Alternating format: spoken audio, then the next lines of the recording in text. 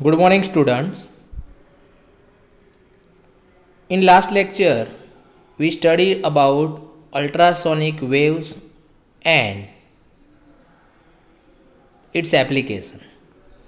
એટલે કે ultrasonic waves શું છે, એની પ્રોપર્ટીઝ અને એની ઉપયોગિતા આપણે ભણ્યા. નાવ today some different topic, acoustics of building. Now what is acoustic? Acoustics means it is a sound science.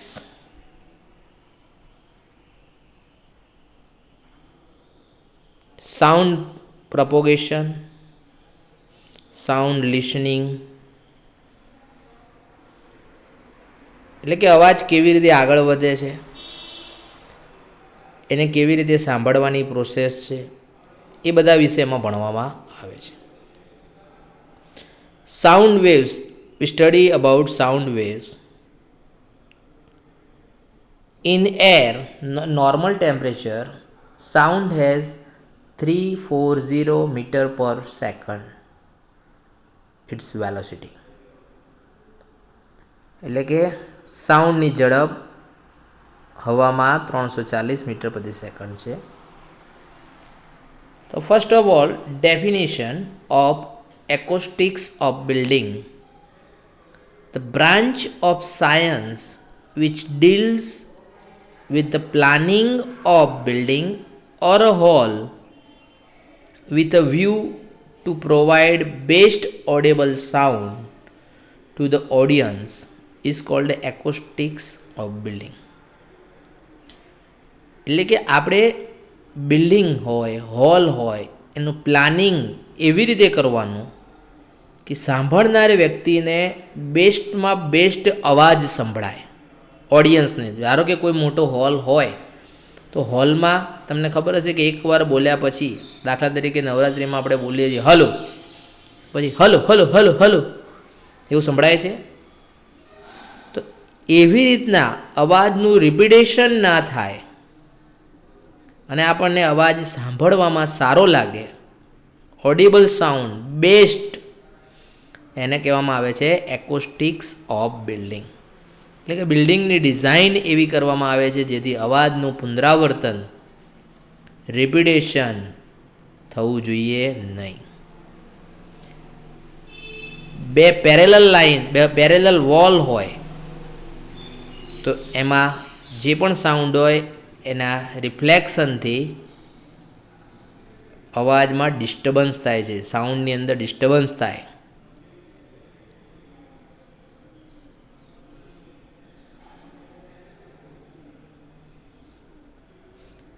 If the wall are convex or if the wall are concave,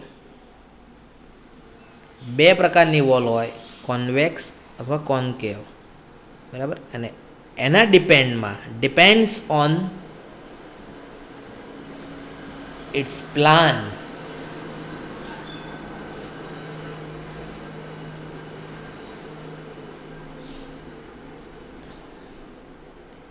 our building design make. Okay, એટલે કે બે પ્રકારની હોય, અંતર્ગોળ અને બહિર્ગોળ. જેથી અંતર્ગોળ હોય તો અવાજનું શું થાય, તો અવાજ એક જગ્યાએ ભેગો થાય, અને જો બહિર્ગોળ હોય તો અવાજ ફેલાઈ જાય. આપણે અહીંયા મહત્ત્વનું છે એનું રિપીટેશન, બરાબર. એટલા માટે એવું બિલ્ડિંગ હોલની અંદર અવાજ પાછો સંભળાય નહીં. તો એવી જે સાયન્સની બ્રાન્ચ છે જેને કહેવામાં આવે છે એકોસ્ટિક્સ ઓફ બિલ્ડિંગ. આપણે એને આગળ પણ ભણ્યા કે આવો અવાજ સંભળાય આપણે એને પડઘો કહીએ છીએ.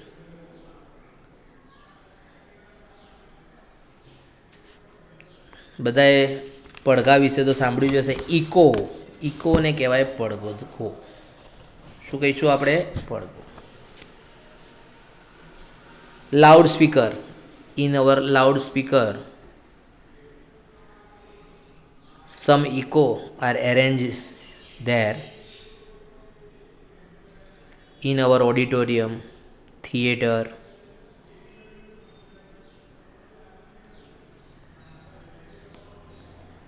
Some hill station. Okay, now echo. What is echo? When a sound wave is incident on an obstacle, a part of it is reflected and a part is absorbed.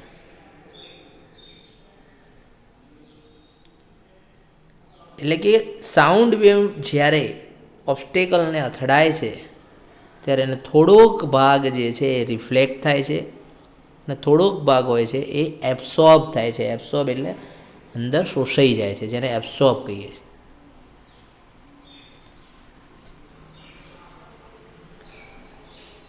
The impression of sound persists for about 1/10th of a second. એટલે કે અવાજની impression છે 1/10 second સુધી રહે છે. If the reflection એટલે કે reflecting surface is not far away from the source, the direct sound as well as reflected sound wave reach the listener almost simultaneously. The time lapse between two is less than 1/10th of a second. In this case, the sound is heard only once. The reflected sound mix with the original sound. Okay, સમજ. એટલે કે જ્યારે reflecting surface એ સોર્સથી દૂર ના હોય ત્યારે direct sound અને reflected sound બંને સાંભળનારને એક સાથે જ સાંભળવા મળે છે, જેથી બંને વચ્ચેનો ટાઈમનો પીરિયડ છે, સમયગાળો છે, એ 1/10 કરતાં પણ ઓછો હોય છે. તેથી ઓડિયન્સ જે હોય એને એક જ વખત અવાજ સંભળાય છે. એટલે કે reflected sound and original sound બંને ભેગા થઈ જાય છે, મિક્સ વિથ ઓરિજિનલ સાઉન્ડ, અને એક જ અવાજ સંભળાય છે, જે ઓરિજિનલ સાઉન્ડ કહેવાય. But when the reflecting surface is away, એટલે કે રિફ્લેક્ટિંગ સરફેસ જ્યારે દૂર હોય છે ત્યારે reflecting sound waves reach the listener a little later than the direct sound wave. એટલે કે જ્યારે રિફ્લેક્ટિંગ સરફેસ દૂર હોય ત્યારે રિફ્લેક્ટિંગ સાઉન્ડના વેવ્સ છે એ થોડા મોડા પહોંચે છે, એ લિસનરના કાન સુધી થોડા મોડા પહોંચે છે, પહેલાં પહોંચી જાય છે ડાયરેક્ટ સાઉન્ડ વેવ. એટલે કે એ બંને વચ્ચેનો the time lapse between the two is greater than 1/10th of a second. Consequently, the listener hears the sound twice. First, the direct sound, and shortly afterwards the reflected sound. એટલે કે જ્યારે reflecting surface દૂર હોય છે ત્યારે reflecting sound waves એ લિસનરના કાન સુધી થોડા મોડા પહોંચે છે, પહેલાં પહોંચી જાય છે ડાયરેક્ટ સાઉન્ડ વેવ. એટલે બંને વચ્ચેનો સમયગાળો જે છે એ 1/10 સેકન્ડ કરતાં વધારે હોય છે, જેથી લિસનરને વારા પરથી બે અવાજ સંભળાય છે. પહેલો ઓરિજિનલ એટલે કે ડાયરેક્ટ સાઉન્ડ, અને બીજો જે છે થોડા સમય પછી, બરાબર, રિફ્લેક્ટેડ સાઉન્ડ. એમ બે અવાજ સંભળાય છે. અને આ જે બે અવાજ સંભળાય, બરાબર, the repetition of sound due to reflection from an obstacle is called echo. એટલે કે આ જે સાઉન્ડનું જે રિપીટેશન થયું એ શેના કારણે થયું? રિફ્લેક્શનના કારણે. તેને કહીશું ઇકો. ઇકો એટલે પડઘો. ગુજરાતીમાં બધાને ખ્યાલ જ છે પડઘો. આપણે નવરાત્રિમાં વારંવાર સાંભળીએ છીએ આવો પડઘો. એકવાર માઇકમાં બોલ્યા પછી એનો ઇકો સેટ કરો એવું શબ્દ સાંભળ્યો હશે. એ ઇકો સેટ કરે એટલે હલો, એટલે વારંવાર આપણને હલો હલો હલો હલો એવું સંભળાય છે. તેને આપણે ઇકો કહીશું. The minimum distance between sounding body and reflecting surface is 17 metre. આપણે એવું લખ્યું કે રિફ્લેક્ટિંગ સરફેસ એ દૂર હોય, પણ કેટલી દૂર તેની કંઈક ડેફિનેશન હોવી જોઈએ. તો એના માટેનું એક ડિસ્ટન્સ નક્કી કરેલું છે કે જે આપણે વૈજ્ઞાનિકોએ scientist can approve when the minimum distance is 17 metre, એટલે કે 17 મીટર હોય તો આપણને પડઘો સંભળાતો નથી, ઇકો સંભળાય નહીં. Not heard echo but after 17 metre the minimum distance between sounding body and reflecting surface is 17 meter. the echo આપણને સાંભળવા મળે. ઓકે, ખ્યાલ આવી ગયો બધાને? અન્ડરસ્ટુડ?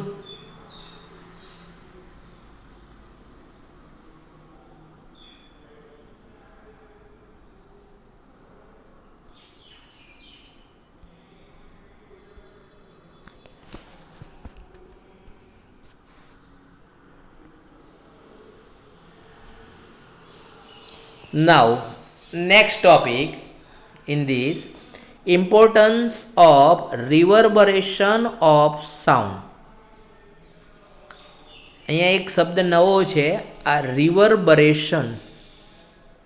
રિવર્બરેશનને આપણે પ્રતિઘોષ શબ્દ વાપરીએ છીએ.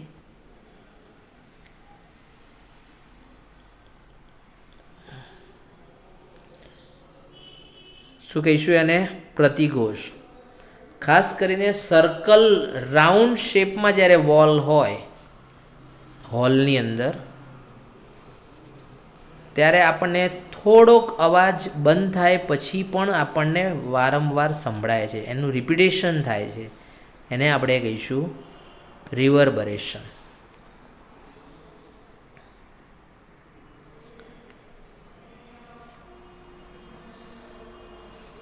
It is experience that even after the source of sound is shut off, the sound still persists in the hall and gradually decreases.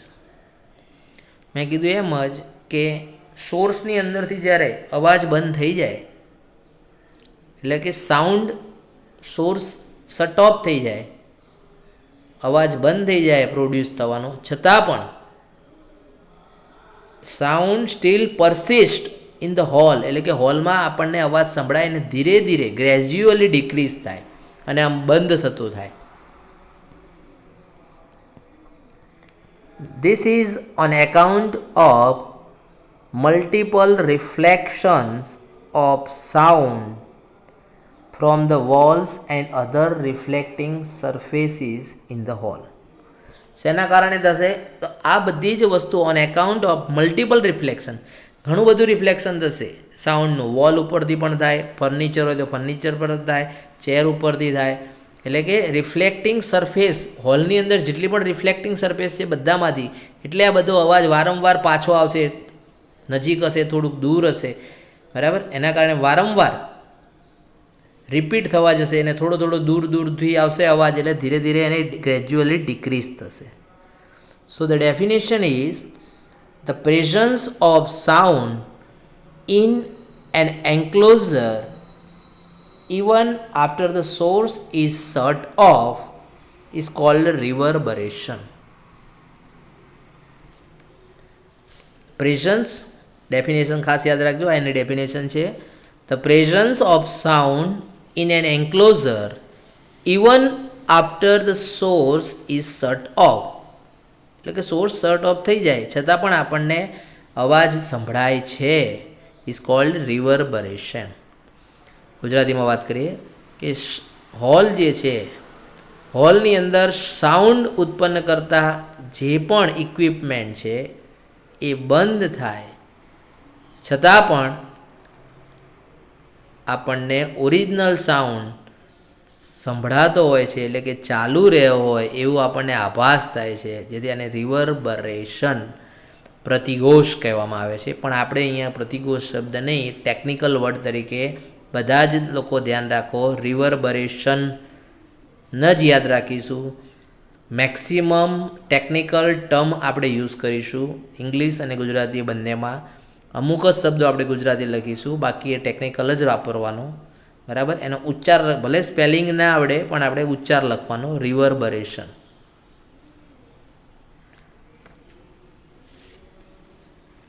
Now reverberation time, most important.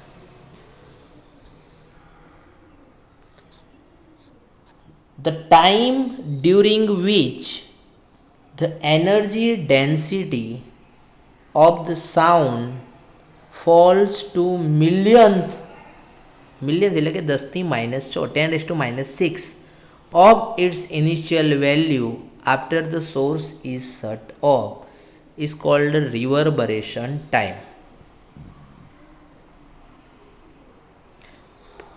I repeat, the time during which the energy density of the sound falls to millionth of its initial value after the source is shut off is called the reverberation time. એટલે કે energy source જે છે shirt of થઈ જાય ત્યારે એની initial વેલ્યુની 10⁻6 મિલિયન્થ જેટલી value થઈ જાય, એની એનર્જીની ડેન્સિટી થાય, ત્યારે એટલો ટાઈમ જે થાય એને કહેવામાં આવે છે રિવર્બરેશન time.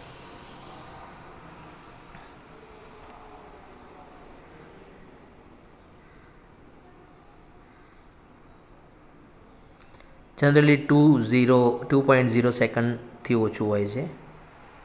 Now optimum time of રિવર્બરેશન.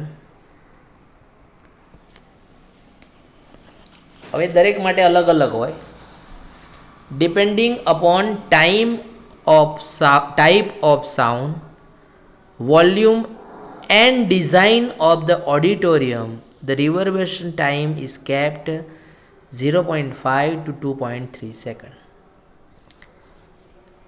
અવાજનો પ્રકાર, વોલ્યુમની સાઇઝ, કેટલો વોલ્યુમ રાખેલો છે, અને ઓડિટોરિયમની ડિઝાઇન નક્કી કરે છે કે રિવર્બરેશન ટાઈમ કેટલો હોય. જનરલી એ કેટલો રાખવામાં આવે છે 0.5 to 2.3 સેકન્ડની વચ્ચે. અલગ અલગ હોય. The reverberation time for lecture, કોઈ લેક્ચર આપતું હોય, is kept in 1.03 second.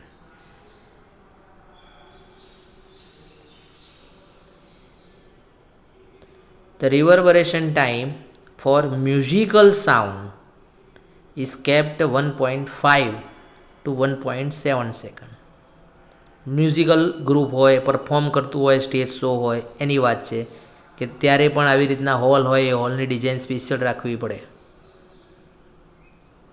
If reverberation time is less than 0.5 second, the auditorium is felt dry.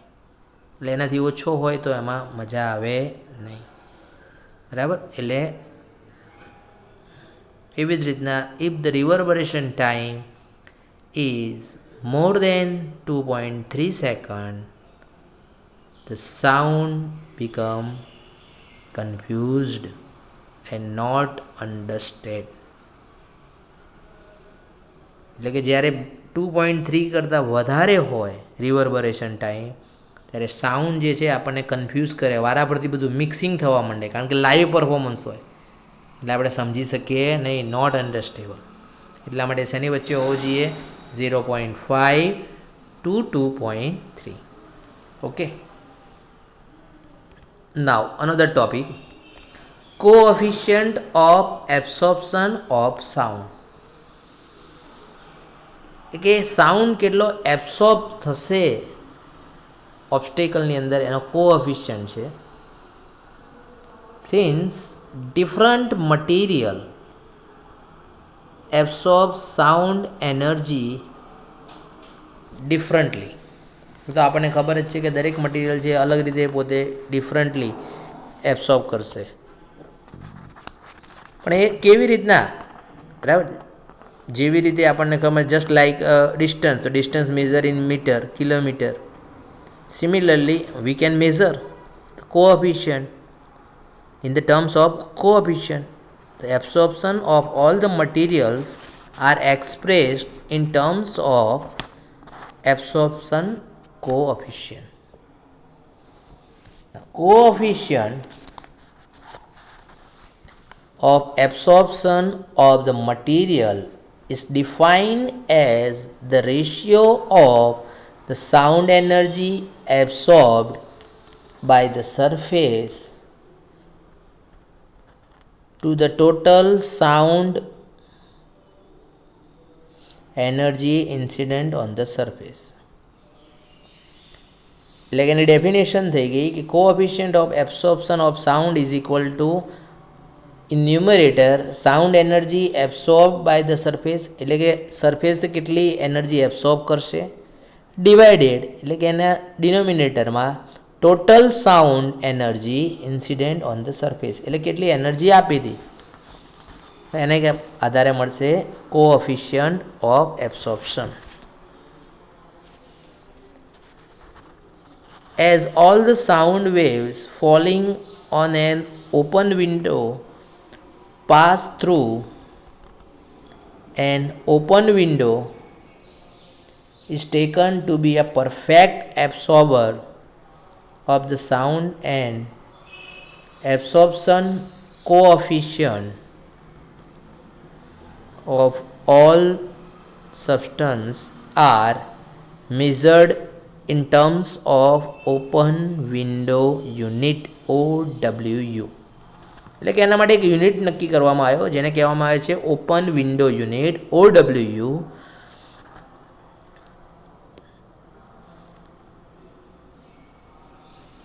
કે જ્યારે ઓપન વિન્ડોની અંદર સાઉન્ડ આપવામાં આવે ત્યારે બધે જ બધો પરફેક્ટ એબ્સોર્બર તરીકે જનરેટ થાય છે ઓપન વિન્ડો. તેથી coefficient of all substance are measured in terms of open window unit. Okay, now coefficient of absorption of a surface is defined as the reciprocal of its area which absorb the same sound energy as observed by the unit area of open window. એટલે definition થઈ coefficient of absorption of a surface is defined as the reciprocal એટલે કે 1 divided by its area by which એટલે એવો area કે જેની અંદર absorb થાય છે, absorb the sound same sound energy as observed by the unit area